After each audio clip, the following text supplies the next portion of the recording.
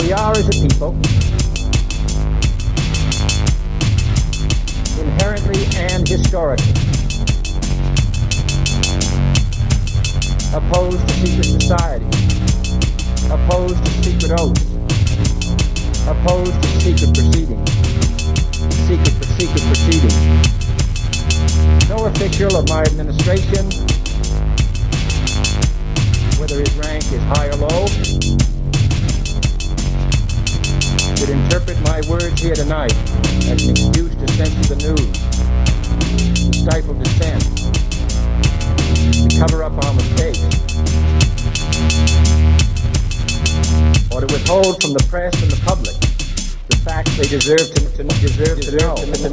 to know.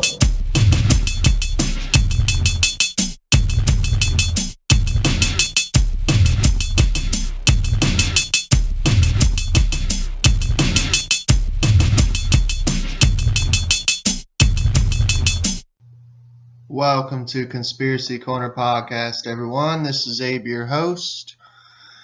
It is 5:52 a.m., Saturday, April 30th. Just got off work. It was a super chill night. Got everything done pretty quickly. Got to work some backstock U-boats, so give us a little more room to put some stuff on. As far as current news, I don't really have anything open as far as current news on my tabs or nothing to talk about. So we're going to cover some paranormal. We haven't done a paranormal episode in a while, so I hope you enjoy. The Smuggler's Doll, Manhattan, 1870. At the end of a day in late April 1870, when long shadows cast by the setting sun made dark ribbon-like patterns across the streets and houses of Manhattan, an ocean liner, the Atlantic Star, out of Liverpool and Le Havre, steamed up the river to berth at a pier near Desbrosses Street. Among the persons on deck was a tall, dark, distinguished-looking woman, about 35 years, standing with her arms crossed, the shoulders of a plump, fair-haired little girl who was eagerly scanning the shores of Staten Island. Looking through a small telescope, a kind of spyglass, the child swept the river and distant shore. Suddenly she gurgled with pleasure. "Oh, Guardy, I thought, my lovely Half," she lisped. The woman addressed smiled down at the child and nodded. This lady had a distinctly elegant air about her. She was dressed for ocean travel in the latest fashion decreed, undoubtedly, by Worth of the Rue de la Paix. Indeed, according to Mrs. Danford, she and her little ward, Fanchon, moncare, had only 18 days before left Paris. After a short time in New York, required to settle some business arrangements, Mrs. Danforth would open a spacious house of many verandas and lace-carved cupolas on Staten Island, where she and little Fanchon would spend their summer. Each autumn, she said, little Fanchon had become her charge. At the tender age of 6, Ada Danford had taken the child to Paris to visit her relatives. Mrs. Danford turned to the Englishwoman standing next to her. "It really is her house," she said. "Such a fortunate little girl. I, of course, only help administer her estate, a considerable one, until she is 18 years old." The little girl, dressed in a cherry and white mohair dolman, smoothed the dress of the doll she carried and smiled at the English lady. Odd thought, the woman. For one so young, she had a mouthful of extremely big yellow teeth. Farther down the deck, a little scene was being enacted by two of the other passengers. A Mrs. Caldwell of Rhinebeck, New York, remarked to her husband, "I don't care what you say, Fred. There is something mighty peculiar about that pair. I sensed it the first day out. Then when I overheard a scrap of conversation between the two, I was sure of it. They are not at all what they want us to think they are. Her husband replied wearily, Maud, you are the limit. I haven't spoken to either of them, but I must say they look quite harmless. Just because you heard the tail end of a quarrel between them, you're all upset. That's what you get for eavesdropping.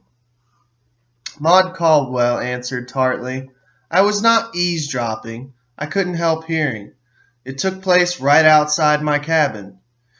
You've heard the frizzy-haired Fanchon lisping in her ridiculous baby fashion. Well, when I heard her talking this time, something about dividing a large sum of money among 4 people, her voice was as raucous as a fishwife's. It was a vicious grown-up voice. I don't care how she dresses and simpers in public. There is something definitely shady, if not sinister, in that quarter. I believe our little Fanchon is many years older than she pretends, and a crook into the bargain. A short time later, the task of warping the ship began, and plump little Fanchon Moncare ran up and down the deck, emitting trills of childish delight. When the gangplank was lowered, Fanchon, clasping her doll tightly, was first off the ship, closely followed by Mrs. Danforth. The ritual of passing through customs, an ordeal to some people, held no fears for Fanchon. For years now, the arrival from Paris of Mrs. Danforth and her ward had been almost routine. Fanchon danced up to a customs official. Oh, hello there, Mither Mooney. I'm back again, you thief. Would you like to give the dolly and me a kiss? Mrs. Caldwell, standing under the letter C, watched this little charade contemptuously. Appalling, she said. Turning to her husband, she added, One day that cartoon of a female will overdo it, and the exposure is something I would like to see. Well, I expect it will be on the front pages of newspapers, so I'll keep a sharp lookout. Fred Caldwell shook his head wearily. Oh, Maud, let them alone. I think she's rather cute. A customs inspector arrived at their luggage as Maud let out a blast. Cute? Besides being revolting, I'd stake all my new Paris frocks she's 40 if she's a day. True to form, Inspector Mooney passed the Danford trunks and boxes through the barrier with dispatch. Ada Danford bestowed on him one of her most ravishing smiles, and with Fanchon skipping beside her, walked out of the pier shed. As she signaled a hansom cab, a shifty blue-chinned individual sidled up beside her. In a voice audible to her ear alone, he said, Wings tow, 20 Mott Street. I'll send the bags along to Staten Island. He's waiting.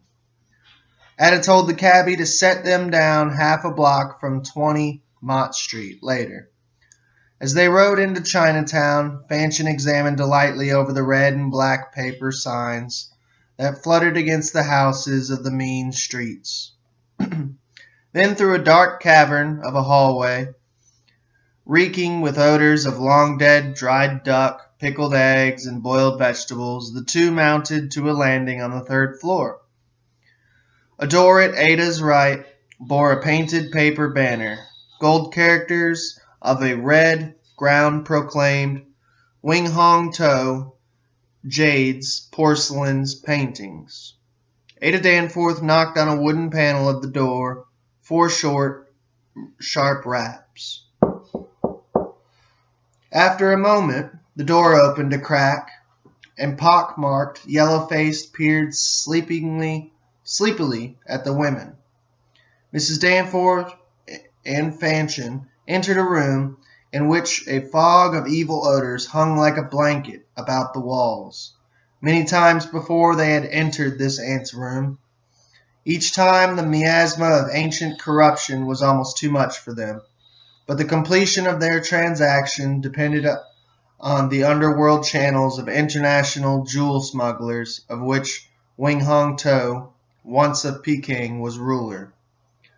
Mop Gao, servant of Old Mandarin, as Wing Hong To was called, teetered to a heavy silk curtain covering one wall. Pulling the curtain aside, he waved Ada and Fanchon into a silk-hung cave-like room where Wing Hong To awaited them. Nodding, fluttering his long taloned hands at them, Old Mandarin motioned to a table. Fanchon slipped her doll from the crook of her arm and took a thin, sharp blade knife from her purse. Laying the doll on a table under a sputtering gas jet, she gutted the stuffed body with one flick of her hand. Among the shreds of sawdust spilling out on the table were 100 unset jewels, some superbly faceted, others smoothly polished. For a moment the three were silent. A hummingbird fluttered frantically in a jade and gold filigree cage hanging at Old Mandarin's elbow. Then Fanchon moncare spoke. Gone was the lisp. She had suddenly rid herself of all her infantilism. In place of the wild-eyed child, a strident, crafty jewel thief appeared. "Now take a look at that," she said. "The best haul I've had in years. Look at these rubies. Pigeon blood, no less. And these here, emeralds. Right out of blinkin' Rajah's breastplate. All ceremonial stuff. Look here." She separated 15 or 20 faceted diamonds of varying sizes from the welter of shimmering color. "I robbed a French countess at Menton. This was a necklace I broke up." She stood back and grinned. Old Mandarin grinned. "Good, good," he said in a thin, whining voice. But where is remaining stones and necklace? Only few here. Where?" The voice quavered to stop. But the eyes, no more than puckers of skin in the moon-shaped old face, looked intently at Fanchon. Ada, wiser than Fanchon, who had gutter-snipe avarice, said sharply, "I told you he'd suspect. Give them over. Let's settle this and get out of here. You know how I loathe it all." A black look came over Fanchon's puffy face, and she plunged her hand into the neck of her bodice. Out came a sweaty chamois bag, which she threw on the table. Carefully opening the bag, Old Mandarin emptied the diamonds onto the board and nodded like a satisfied Buddha. He spoke to Mop Gao, who was half asleep in the folds of a wall curtain. "Bring money satchel, quick." The room was well soundproofed by the thick wall draperies, and this was fortunate, for thereafter the sound of haggling over price between Old Mandarin and Fanchon increased in volume until Ada Danforth, handkerchief pressed to her nose, hurried from the room to wait in the hall. For half an hour the voices rose and fell. Ada could now and again distinguish Fanchon's. "Don't you threaten me, you old snake. Baby Fanchon's the best you've got. Walk off the boat I do every time, right under the noses of those customs fools. $250,000 in safe jewels in my doll's guts. No, you won't hurt me, nor Ada. With her grand airs, she's just as valuable as I am. Now come on, give me a price." At last, when Ada was wondering if the session would never end, Fanchon came out. Red of face, bosom heaving, she yelled, "God-damned old dragon, for 2 cents I'd slit him the way I do the doll. Come on, I need a drink." However closely Mrs. Caldwell, at her Rhinebeck mansion, scanned the daily newspapers, she did not immediately see anything about the apprehending of a crook named Fanchon moncare. For once again, with police in half of the capitals of Europe working with the New York police, baby Fanchon had pulled off a beautiful coup. She and Ada had, between them, realized nearly $115,000. True enough, 2 members of Boss Tweed's ring inspected a donation for silence, and Mayor Oakley Hall, who with well-publicized charities fostered Tweed's popularity among the poor, would receive a handsome present.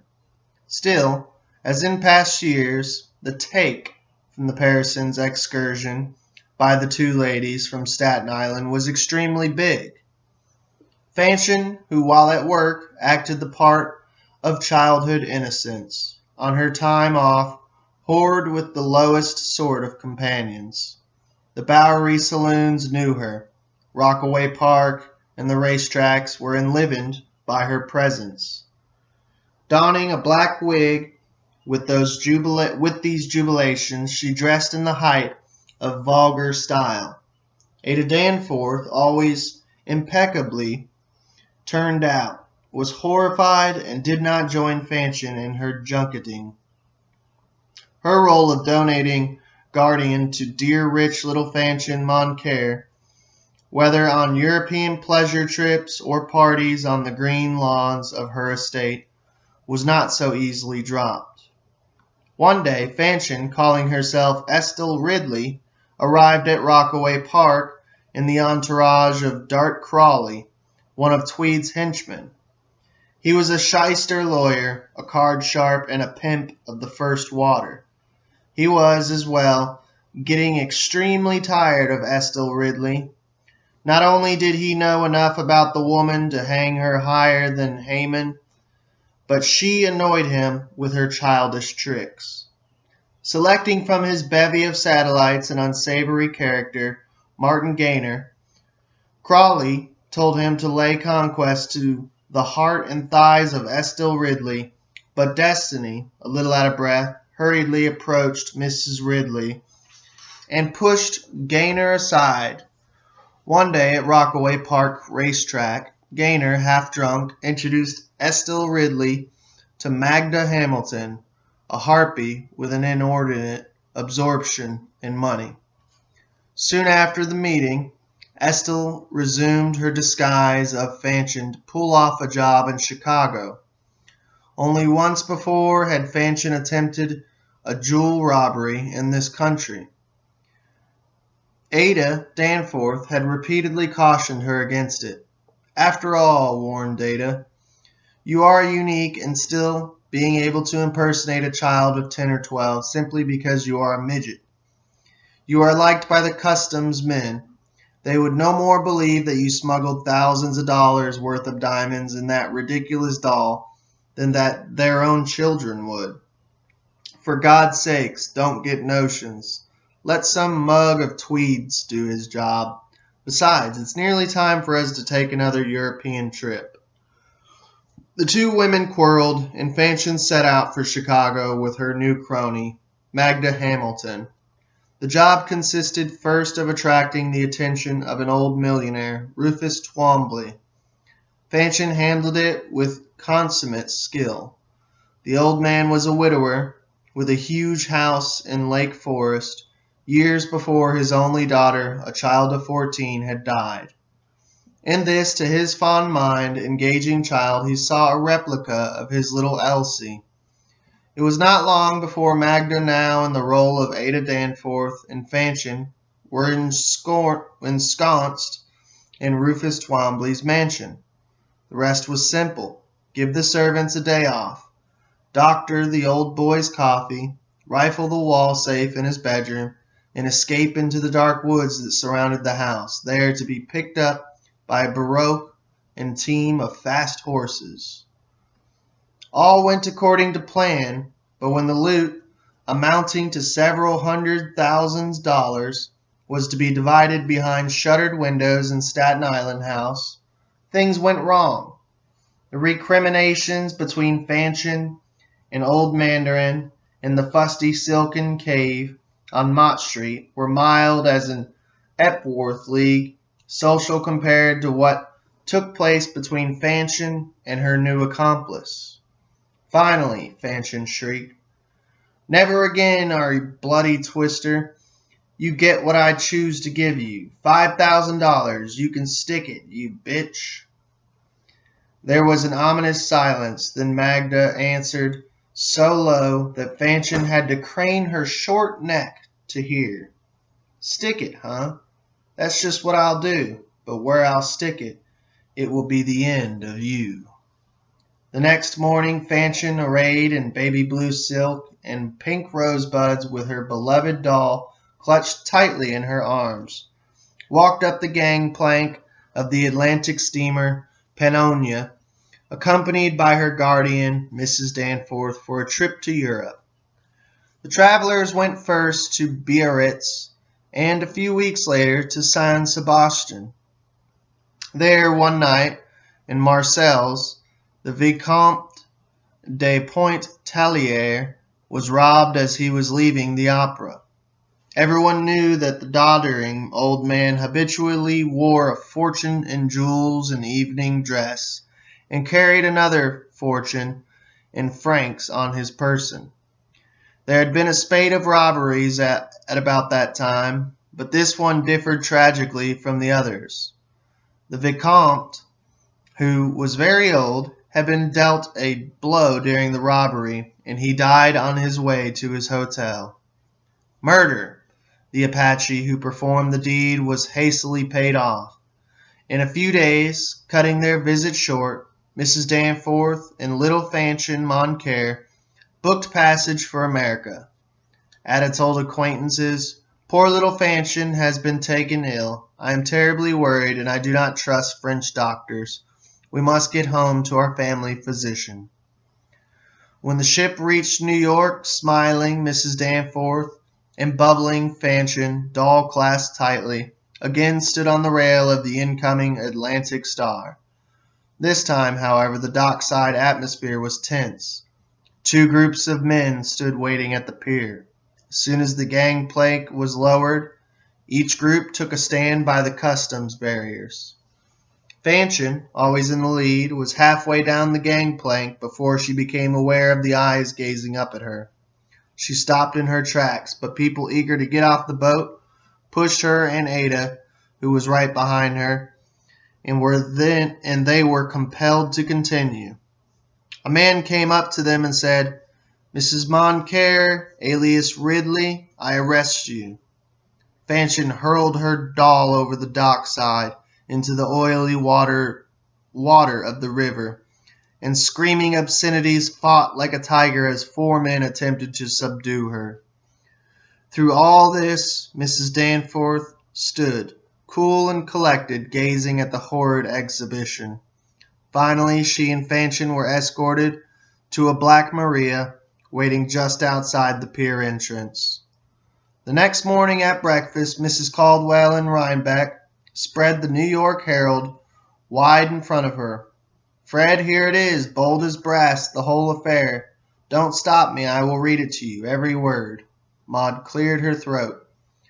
The gist of the report was this: an arrest had been made that would lead to the smashing by New York and foreign police of one of the most powerful groups of jewel smugglers ever encountered by authorities.